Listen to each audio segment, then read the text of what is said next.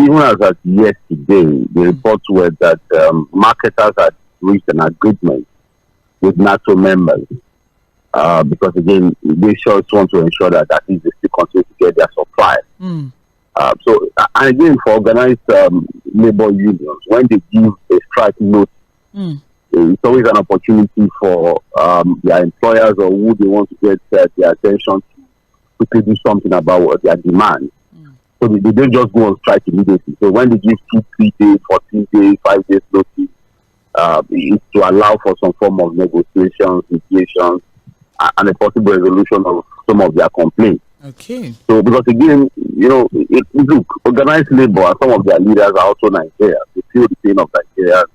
And so when they give these notices for strike, it's not because they want to inflict unnecessary pains on the people. It's because they are also suffering or their businesses are suffering. And they want the government or the people concerned to do something about it. So as at yesterday, there was a report that all marketers, petrol station owners, major marketers, man had met with them, and some had been able to come to some form of agreement. But whether it's a temporary agreement or it's a permanent one, we'll have to see, because a lot of their complaints are still unresolved. You understand? Because again, majorly they're talking about diesel cost of diesel. The cost of diesel. They're also talking about the cost of maintaining their trucks. They're also talking about the bad roads, poor infrastructure, and all of that. A lot of those demands are still unresolved as we speak. But maybe they've been able to come to a kind of resolution with marketers, and that's why they're about to work for now. All right, then. Thank you very much. Let's now run through the stories trending on the front pages of our papers this morning. We're starting with Vanguard newspaper today, as the headline, it just is in line with what we started off the conversation with this morning. And that's NECA and oil marketers to federal government shun pride, review subsidy removal and flotation of Naira. And we have riders here that says list anti-business policies of government, worsening employment index, other causes of nation's economic woes. Peg Forex rate at 750 Naira per dollar. Oil marketers beg Tinubu. Before we go into, the riders as regards, begging or no begging and all of that, or shunning pride, do you think it is possible for there to be a reversal of the subsidy is gone, the very infamous subsidy is gone statement? Wanda, it's a very, very difficult question to answer, and I'll tell you why. As we speak, officially, from the government position, there's no subsidy. Yeah. But unofficially, subsidy is back. Okay. So what are we reversing? You don't understand what I'm saying? Because if you say you are reversing the infamous subsidy is gone statement of government to reverse to the subsidy era, but we are even saying that we are even back to subsidy. But what did he ever leave at some point? Because the conversation had been that there were interventions that were being put in place. Marketers have come forward to say that if truly there is no subsidy, we're expected to be buying PMS at about 1,000 Naira to even more than 1,000 Naira. At this time now, fuel is about between 600 to 700 or 550, depending on your location in the country. So there have been the concern that maybe one way or the other, the government is padding the thing in one corner and all of that. It's not maybe, Sandra. They are adding. Don't let us go with any maybe. Even the World Bank and the IMF have said that, look, we have still not removed subsidy completely. So do you? The fact that we are still, I'm with you, please. Yeah, the fact that we are still intervening in whatever name we call it means that subsidy is back, and that's why when we talk about reversal of that policy, it's a bit complicated. Now, you know what, Sandra? Yes. And for people who continue to argue about these things, who try to make excuses for the mistake, again, trying to be a bit soft on the government now, that happened on May 29. That's on the president. Okay. This is the reality. At some point, we all fell for this singular narrative of our political class and their associates voting and out of government. That subsidy has to go.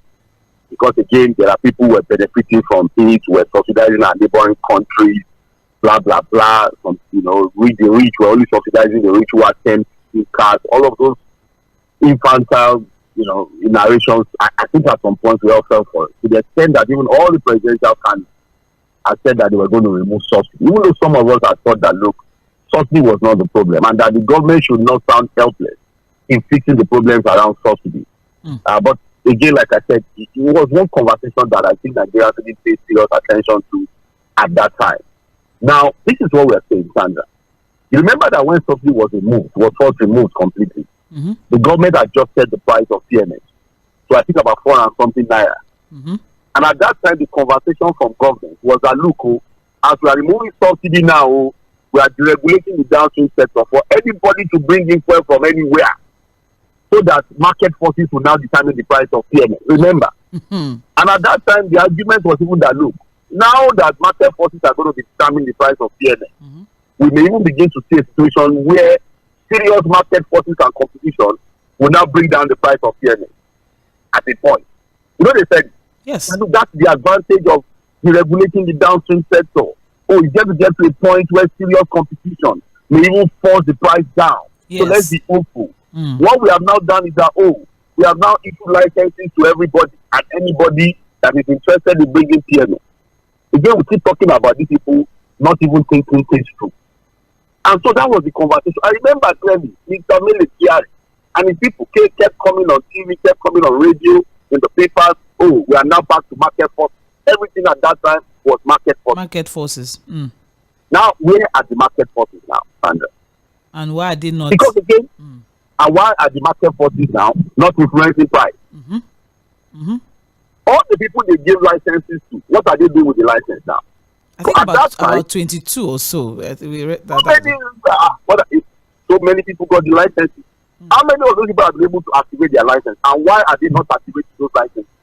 So at that time, when we were doing all of those things, deceiving Nigeria, quote and unquote now, we didn't think about the issue of the fact that, look, we will still have to import PMS into this country using dollars. Those people you give licenses to, where would they go to get their dollars from? To import the PMS. Now, a deregulated market still has only one importer in the NNPCL. So it's look, at the issue, the entire process of subsidy removal was bound to fail because of lack of good thinking. The entire process was bound to fail. It was designed to fail. And that's why Nigerians were saying that, look, the president should have been patient. The president should have been able to look at all of these things, put things in place, put structures in place to ensure that, look, even if we remove subsidy, things would have been done this way. This would have been able to address this. Okay. No. People even said that, look, why didn't the president take some time to ensure that at least we are able to fix maybe one or two of our refineries before jumping into the ocean like that? He said we did. And another thing is the fact that I don't know if it has been totally ignored or is it not operable at all, the modular refinery conversation. I don't know if you remember, we had the last year, the Modular Refinery Owners Association or so, they came together. So what they said, Sana, we were there when we got struggling to get money from the banks to operate, and even to get license is a struggle for them. And without license, they can't get these loans.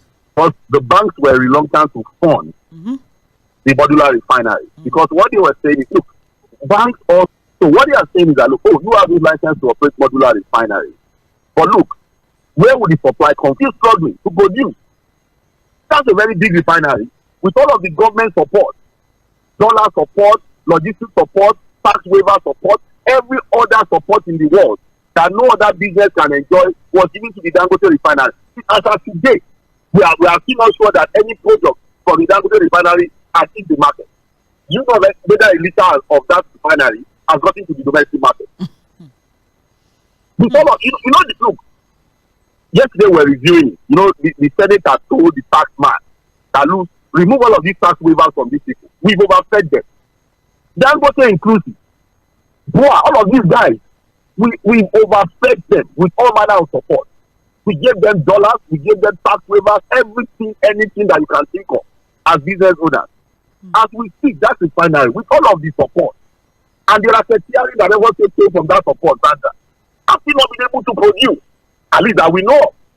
So how much more is because you have a modular refinery license? You think it's all good, and you think a bank will just throw their money at it because you have the license. The owners of these modular refineries are still saying that, look, the government cannot even assure them that if, when we get all of these loans from the bank, finance, and all of that, we are going to get full supply from NNPCL, from our local level, and also ensure that the supply is supplied to them with naira, in naira. So, all right. We are not ready to solve the problem. We are not ready. And unfortunately, we are this deep into the ocean. To get back and get out from this drowning situation has become extremely difficult. All right, then. Well, according to this report, the Nigeria Employers Consultative Association, NECA, has advised the federal government to eschew pride and review the removal of fuel subsidy and the floating of naira, the nation's currency, that's naira, a warning of looming unemployment crisis, particularly with the current harsh economic situation, which is something we've always had a conversation about. The ripple effects of the two major policies that have, one way or the other, been had serious consequences on the economy of the nation.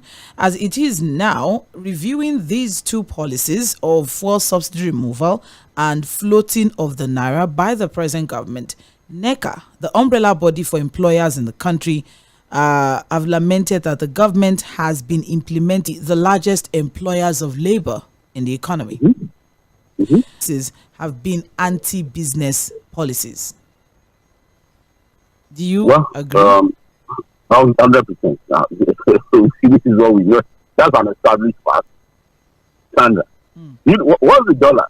The dollar closed at what? Yes? 1,850. No, 1,750. 810. No, 1,810. Naira. Standard. That's wow. The dollar. Yes. What are we looking at?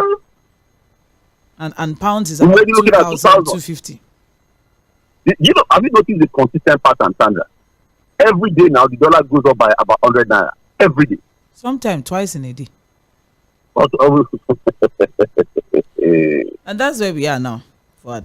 And that's where we are. That's what we're dealing with. And in the midst of all of this quagmire, NECA is talking. Well-meaning Nigerians are talking. The Senate president, Mr. Jᴏɪᴜ Aᴊɪṕ, I don't know whether the people have captured it. He's saying that the protest we are seeing, there was a protest in Ibadan. Yes. There have been pockets of protests in different parts of the country. I think in the Ilorin too. There was protest in the north. Ibadan on Monday. On Monday. The Senate president is saying that those protests were sponsored. Those are sponsored protests. The vice president also said that saboteurs are the ones working against them. Which saboteurs? Who are the saboteurs? Who are the saboteurs? Well, we'll get to that story. It's in the papers as well. Okay, well, we'll get there. But I'm just saying that, look, the government has to get serious and they have to keep, stop chasing shadows. What you now have is that, I was seeing some of this propaganda yesterday, and I showed my head. Because again, when it comes to hunger and suffering in the land, propaganda cannot. You see, when people are fed, they are fed. When they are okay, they are okay. They know. It's not by what you put on TV for them. Their reality is their reality. When people are hungry, they actually know they are hungry, right? So no matter what you say, you will still not change the fact that they are hungry. Because again, I kept saying that prices of things have started to drop. Some people somewhere in the north, blah, blah, blah, and all of that. Oh, they are now starting smuggling of food out of the Sandra, I keep saying it. There's nothing new about people trying to smuggle things out of the country. It has always been there. And that is not the reason why we have this escalating and skyrocketing prices of food in the market. It cannot be. It is not. We are only deceiving ourselves. The same thing they will say when people are queuing at police stations to buy fuel. Oh, they will say, no, it's panic buying. We have enough supply. It's something they are defending on the real issue now. It's odd. Oh, people are smuggling food out of the country. Is that the problem? Something has always been there. The reality is that things are too expensive for people to buy, and the purchasing power has gone down completely because of the policies of government. So again, it's left for them to agree, like NECA is saying, drop their pride, review, maybe not completely reverse some of these policies, review these policies critically, come up with critical thinking as to resolving the problem they have caused. Thank you very much. For had so many things to look into here, as NECA is majorly concerned with the worsening employment index due to the fact that businesses at this time are in a very volatile atmosphere and environment, and employers are struggling to pay salaries and to run businesses now, especially with all these policies. And we have here, and I'm quoting now, coming by analysts done by Clearville Pete, KPMG basically. I don't know why I tried to pronounce that, but KPMG is saying that since 2023, government has been implementing policies that do not support the operations of the private sector. Incidentally, they are the highest employer in the economy. So while expressing some dismay over the recent exit of GSK, and that's GlaxoSmithKline, a multinational pharmaceutical company, we also have P&G, Procter & Gamble, two companies that had operated in Nigeria for decades. This is over 2 decades they have been operating in the country, and both of them in 2023 alone just left the country. And we are let's not even go deep into that. So as the economy stands now, there are many companies that will soon join the exit train. That's the fear now, or even close shop totally if the current harsh operating environment persists. And all of this forward is hinged on the removal of fuel subsidy and the floating of the naira. And if we don't know, because there are people that will sit back and say they are just speaking English on it, these are just journalists, what do they know? And if people in KPMG, they will know. PMG. They will know. They are expected to know. So those are the experts, right? Yes. And then NECA should know. The people in NECA should know. They are the business owners. They are the experts. So if we don't know, I mean, those ones will know. So if they don't listen to us, they should listen to those other people. The fact is the fact. I keep saying, and I continue to reiterate, Sandra, people are entitled to their different opinions. You know what they are not entitled to? Their own set of facts. And consistently, people that should know have said that, look, the fact of ground, the reason why we are in this mess is because of the thoughtlessness that came with the policy of subsidy removal and the floating of the naira. That's the fact. All right. And that fact cannot be, you cannot argue that fact. You can argue your own opinion, which you are entitled to, but that set of facts you can't argue. Because it is what it is. It is what it is. All right, you're listening to Mainland 98.3 FM. This is Trends in the Papers. It's a paper review show. We're looking at the trending stories on the front pages of our papers. We're live on Facebook and YouTube. Thanks to everyone who has joined in at Mainland 98.3 FM, at Mainland on Facebook and YouTube. Still on the front page of Vanguard, Fuad, economic hardship, saboteurs working against us, says Shetima. And we have two writers here that federal government to probe 23 trillion naira ways and means. That's coming from our Minister of Finance and Coordinating Minister of the Economy, Wale Edun. And also, Mofi launches 100 billion naira fund to attract investors. So let's go deep into the story. The federal government has said that some people are working to undermine the efforts of the President Bola Tinubu administration to revamp the Nigerian economy. The Vice President, Senator Kashim Shettima, disclosed this at the Public Wealth Management Conference in Abuja, pointing accusing fingers at smugglers and politicians as brains behind the attempt to pull the nation backward. I don't know what. Are we in the same Nigeria with these people, or I don't know. Maybe there's something different about Abuja and the other 36 states that people in Abuja just don't seem to understand. Read the room and understand what's going on. well, I think we have different realities, Sandra. Their own reality is different from our own reality. That's just. I think that's the answer to that question. They see things differently, they understand things differently. I was telling Steve yesterday about, in communication, there's a particular theory I like to read. There's a theory I internalize a lot as to understanding the pattern of thinking of the people, even when they're exposed to things from the media, when they're exposed to information. These are the things that guide their thinking pattern, standard. So what we're saying here is that, look, despite all that is being said by experts, by ordinary Nigerians, by foreign organizations, by well-meaning Nigerians, by traditional rulers. Why is that these people are still thinking this way? And like I said, there's a theory in communication that answers that particular question. Because again, it goes back to your own question to ask you, are they not seeing what you are saying? And that theory, Sandra, talks about 4 levels of selective thinking. And those things are guided by different realities. Number 1 is selective exposure. Sandra, you expose yourself to what you want to expose yourself to. You know that people can be on the street protesting, shouting, crying every day, and you may not even see if you don't want to see. You know it's possible. Yes, it is. Even if they put the TV before you like this, you'll be looking at the TV and you'll not even see. That's because your reality. Exactly. That's the same perception. Your reality is relative. Their own reality. Exactly. That's about. The other one is selective perception. Even when you now see the wailing, the crying, people are shouting, "Oh, it's big power!" You know that big power can be sounding like it as if we have overfed. Come and take the food away. If you want to decide to do so, you don't know that even when they are shouting and crying on the streets and jumping and carrying placards, you can begin to see them as people who are dancing because they are overfed. It's a decision because your reality is different from their own reality. The other one is selective retention.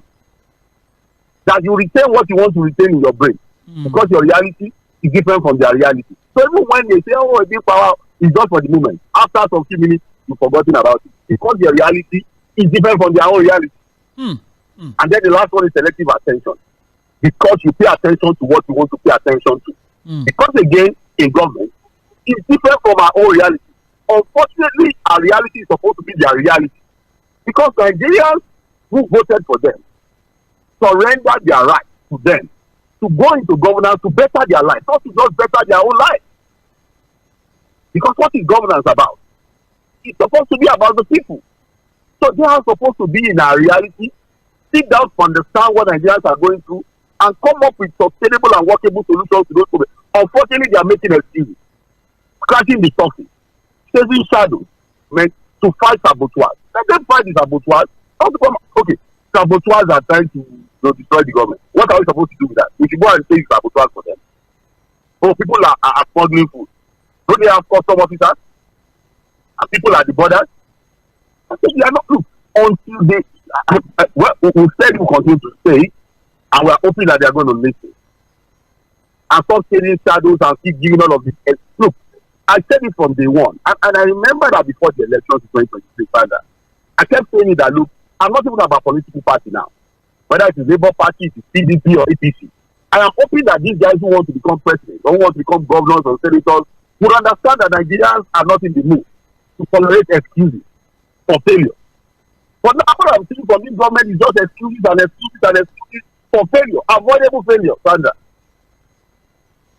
Thank you very much. I don't know what the vice president is saying, but nobody will tolerate those excuses from them. I'm sorry. It's all right. It's okay. But let's also look at, the fact that the Minister of Finance and Coordinating Minister of the Economy, Wale Edun, has mentioned that the federal government will be auditing the 23 trillion naira ways and means from the past administration of President Muhammadu Buhari from the CBN.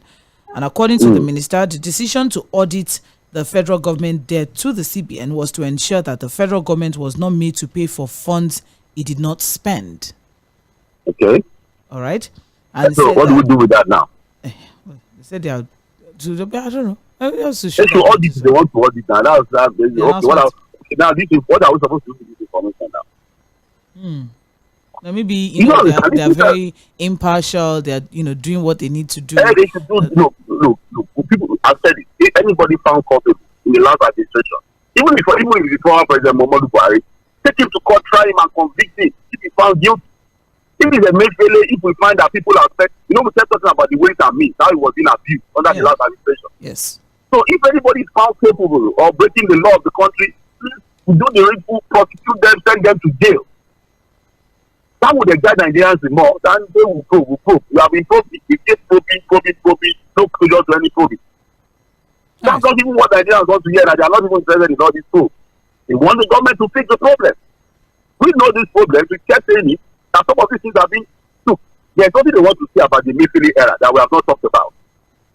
The abuses, the mismanagement of that, the entire CBN and all of that is well established. I'm sorry, I don't know what I'm supposed to do with this information or what Nigerians are supposed to do with this information. Oh, okay, to now begin to give excuses to say, oh, that's the reason why things are not working. We are probably ways and means. I'm sorry. They knew this problem before they took over the job, and what Nigerians are saying is, hey, fix the problem. And for the Senate president who is saying they are sponsoring people standard, the reason why Nigerians will not listen to somebody like Dr. Lapad and the senators and the House of Rep members is that look, they are not even showing examples that things are tough. Was it not in this same tough situation that they shared vehicle of 160 million among themselves? Have they not been sharing money, sending prayers to their last and all of those kind of things? Is it not in this same economy that people are suffering, that they are budgeting 6 billion to do car park? Somebody will listen to people like that who are calling for patience because they have not even shown example that things are tough. Thank you very much. And finally, from this report, the Ministry of Finance Incorporated, MOFI, launched a 100 billion naira project preparation fund to stimulate investments in Nigeria.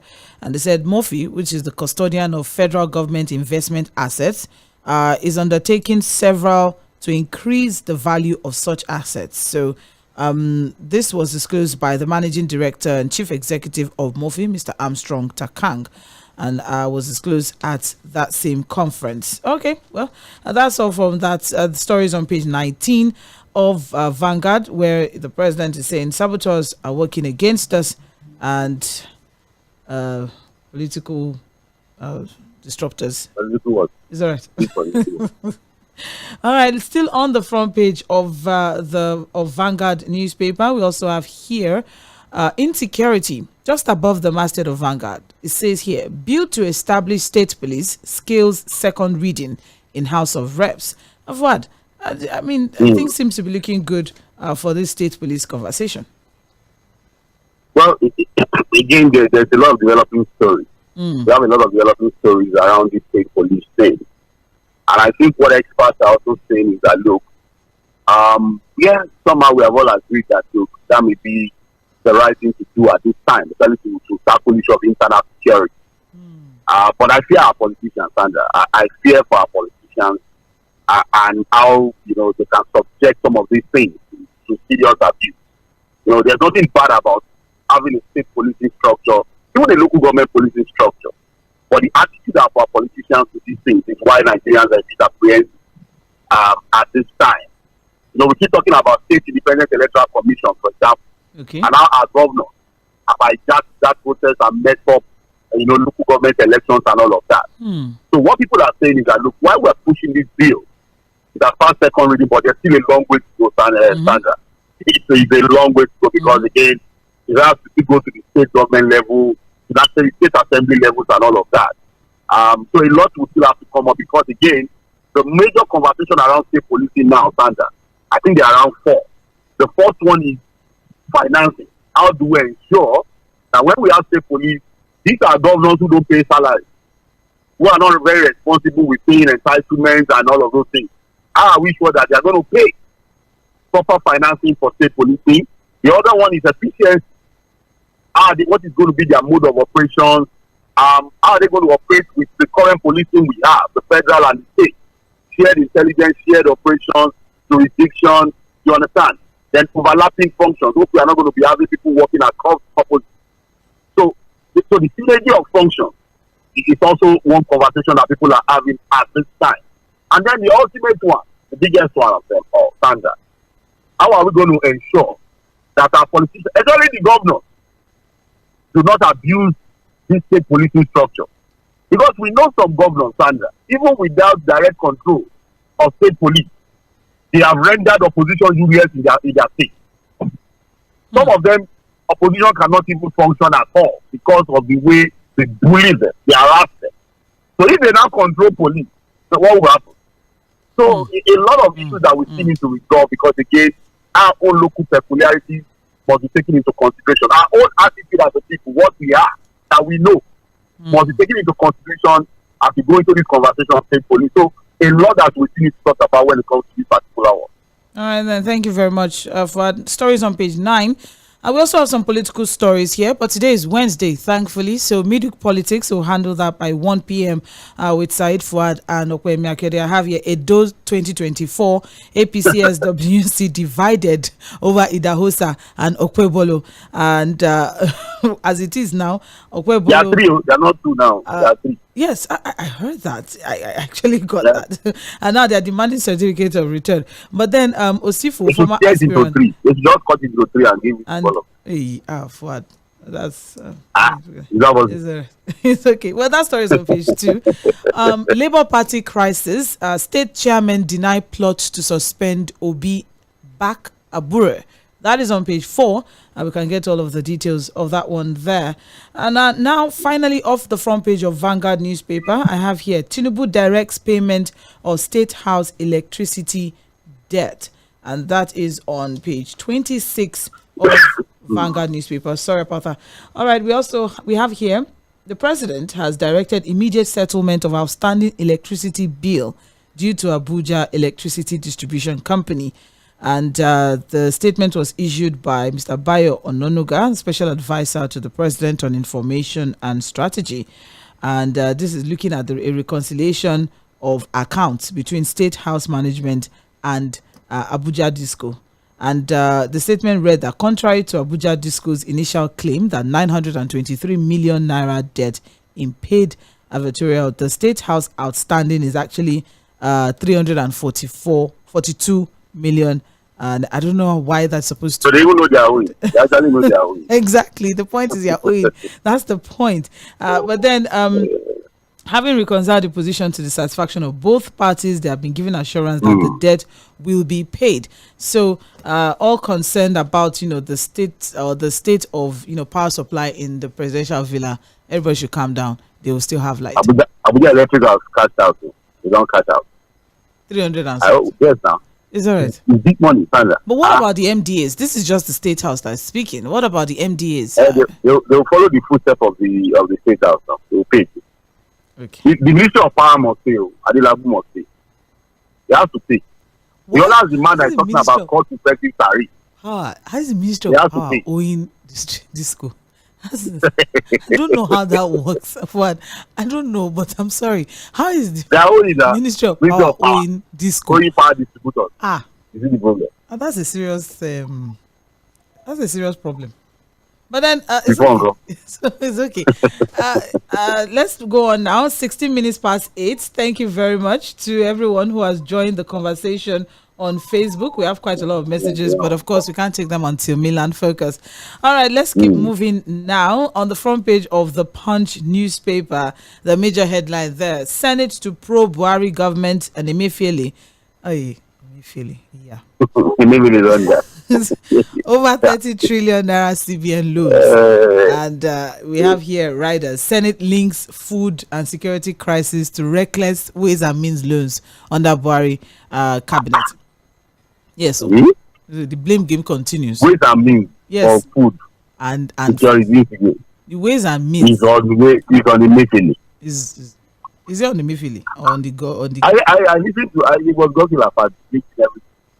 This Emefiele is the problem. Well, before we look at whether or not the spending or the expenditure of the ways and means loan from the CBN has contributed to our food and our security crisis in 2024, let's look at what the story. Has for us. But the second rider here also says panel to investigate CBN's 10 trillion naira anchor borrowers scheme.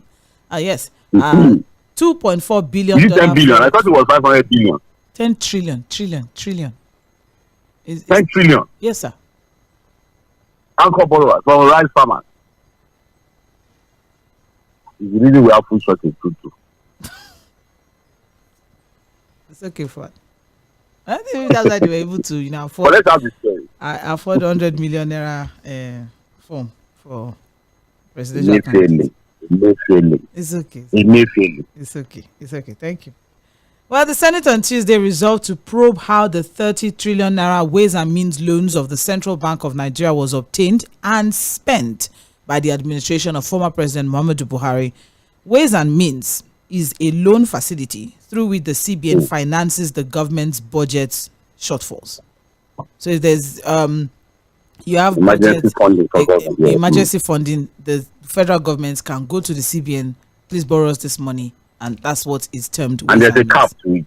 There's a cap to it. Yes, you can't just borrow anything. All right. So now, the Senate has stated that the reckless spending of this overdraft that was collected from the CBN under Godwin Emefiele largely accounted for the food and security crisis that the country we are currently facing. What? Can we tie them together? What do you think? I don't want to think at all. I think I'll just leave it to you. Please do the thinking. You see, you know, I said we're in the era of excuses now. But we're in the era of blame game. Blame game. Is that how we're going to keep going now? Everything and anything has to be traced back to somebody or someone or something somewhere. I don't know. That's the dilemma, really.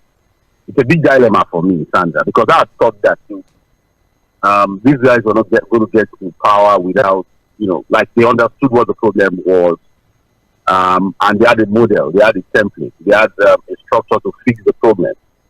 Because again, like I've said, a lot of us knew the shenanigans that kept going on under the last administration. You see, and that was what Professor Usman Yusuf was saying, that look, for 8 years, they kept criticizing the Buhari government.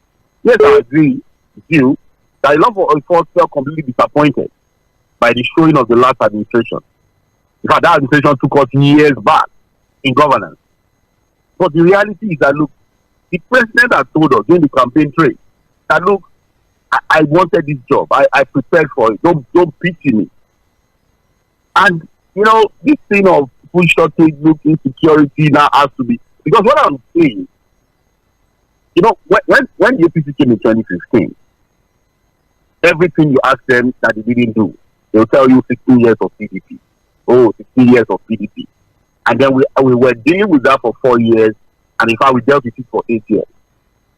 Now, we're in a new era, and every question you ask our political class now as to why things are not working, or why there's so much insecurity, as to why there's food shortage in the land, it's the Emefiele, the CBN, and the Buhari government.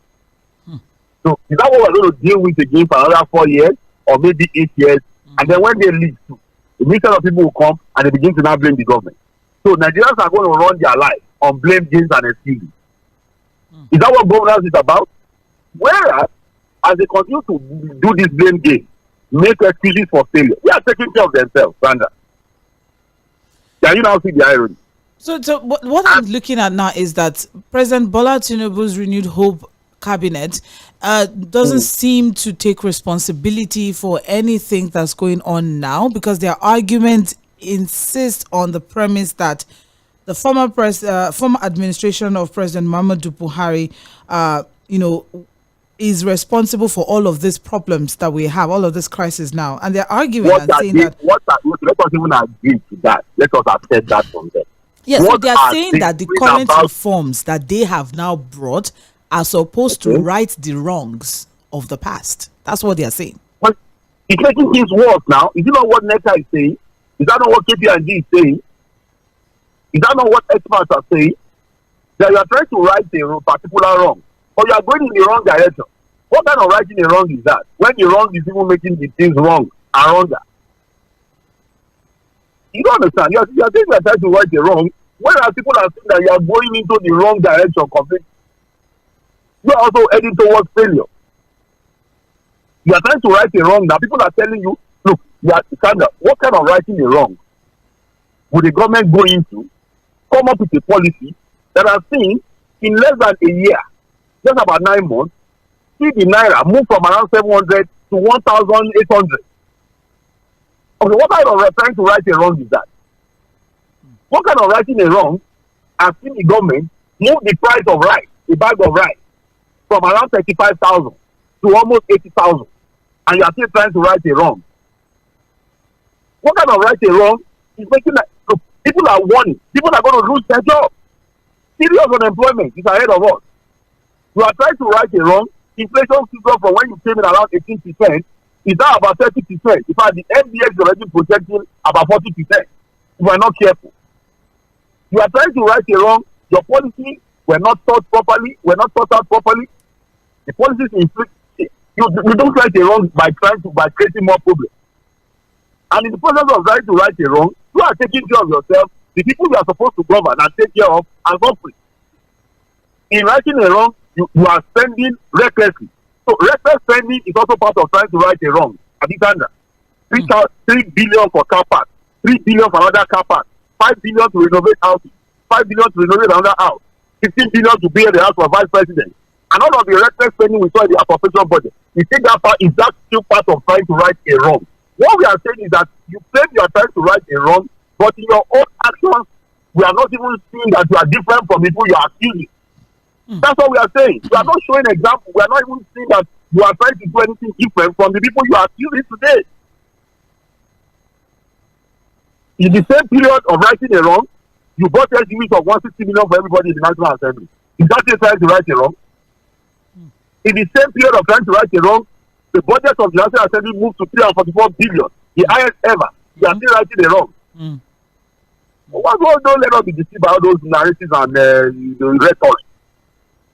And like I said, the fact of ground is that their policies is making Nigerians poor, and Nigerians are dying, and they must do something quickly about it. That is the fact. That's all. Thank you. All right. Well, still as regards that, not just the ways and means that is going to be looked into. There's an ad hoc committee that will be constituted today, and they will also be probing the 10 trillion naira anchor borrowers scheme. Also, the $2.4 billion forex transaction out of the $7 billion obligation that was made for that purpose, as well as other intervention programs. And all this intervention program, I don't know. We've not heard anything from as regards Sister Betta Edu. I hope everything is well. All is well. And yes, we have not heard anything. What do you want to hear about that? I'm just saying, because there's a lot. There's some investigations. It's all right. But anyways, don't run away. What do you want to hear? Where are you running to? Thank you for. What do you want to hear about Betta Edu? I'm just, asking that is that the end, or are they still probing the Ministry of Humanitarian Affairs, Social Development? Should I give you a long list of probe that we have no closure? No. So let's just move on. It's okay. It's all right. I'm so sorry about that, because I just remember that Ahmed Idris, Accountant General, some 3 years or so ago, 170 billion, and we have not heard anything. We don't have closure on that. All right. So all of these probes, is there anything we should expect from the probing of all of this expenditure forward, both the anchor borrowers and the ways and means? When they probe, we'll know what to talk about. I don't know. Let them probe. They want to probe. All right. And it's good to probe too. It's okay. All right. Well, moving on now, still on the front page of the Punch. Of course, yesterday the rains came in, and of course, Nigeria being a very good one, city, a very heavy rain. And although NIMET had been, giving out warnings and all of that, and there's also the conversation as regards coastal cities preparing for, the rainy season and all of that. But then, as it is now, motorists are lamenting poor drainages as flood has submerged different parts of Lagos roads. You can get the story on pages 4 and 5 of the Punch newspaper. People should be careful, Sandra. That was just a one-day rain. And a lot of things happened yesterday. It wasn't even a lot. I think it did for some few hours, but the flooding was a bit shocking to some of us. Just one day, and that happened. So people have to be very careful. And we hope that the government will also begin to look at drainages, canals, clear them up in preparation for, because I think the forecast is saying that the rains this year are going to be very, very heavy. So let's start to prepare now. This February rain has shown us that, look, we need to get ourselves prepared. Well, still on the front page of the Punch newspaper, we have here. Oh, okay. We've checked. Okay, federal government seeks $10 billion to stabilize exchange rate as naira tumbles, and that is on page 17 of the Punch newspaper. I think we already discussed this some time ago, but then the federal government is planning to raise $10 billion to improve liquidity in the foreign exchange market on Tuesday. But Fuad, I just want to ask a very, very simple question, very honest, innocent, pure, holy question.